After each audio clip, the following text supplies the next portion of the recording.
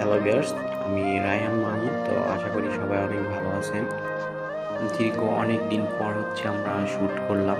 তো আশা করি আজকে যে শ্যুটটা শেষ করলাম সবার অনেক ভালো লাগবে। একটা শর্ট ফিল্মের কাজ ছিল এটা।